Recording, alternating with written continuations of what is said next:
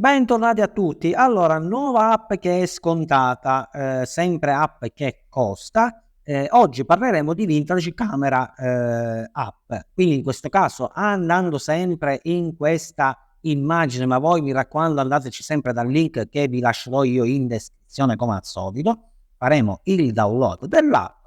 Una volta che abbiamo finito possiamo aprire la nostra applicazione. Quindi non è altro che una applicazione per fotocamera, insomma per il nostro iPhone, per rendere le fotografie un pochettino più vintage, quindi le nostre fotografie un pochettino più antiche, con un effetto antico.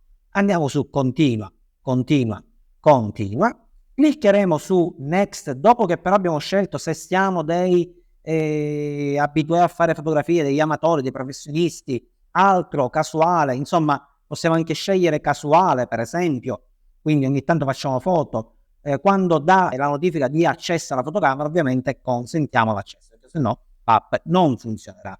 In questo caso quindi già siamo praticamente pronti. Ovviamente io posso anche benessimamente andare a mettere qui un pacchettino di caramelle per esempio, quindi sono per intenderci con la ovviamente non sto facendo pubblicità a Frisk, figuriamoci, ma mi ritrovo questo lì davanti per andare a fotografare.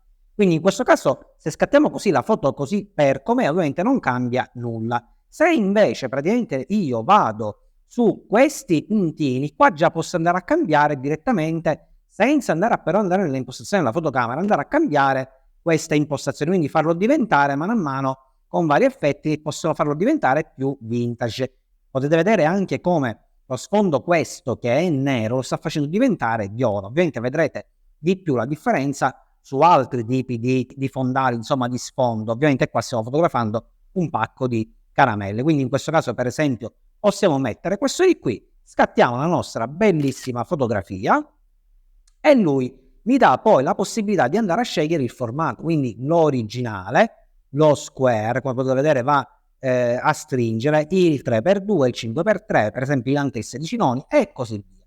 Ammettendo che a me interessa per esempio l'originale, cliccherò su next.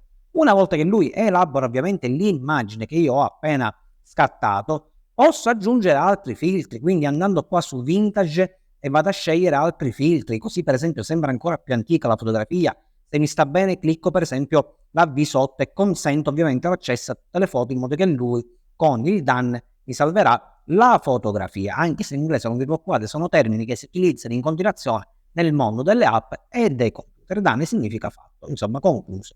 Quindi in questo caso, una volta che cliccherò su done, ho finito e mi ritroverò la fotografia creata, diciamo, e modificata in stile vintage, fatta direttamente con la fotocamera del mio iPhone. Spero sempre che per gli amatori di queste proprie fotografie, insomma per i più nostalgici che vogliono dare un effetto direttamente alle fotografie, anziché scanzire magari le fotografie cartacee a computer e andare a utilizzare dei software online o software installati a computer, direttamente dall'app del telefono con questa applicazione che è totalmente gratuita a 0 centi, mi raccomando andatela a scaricare all'interno delle 24 ore, direttamente potete andarvi a divertire a dare quel tocco retro alle vostre fotografie. Ciao a tutti!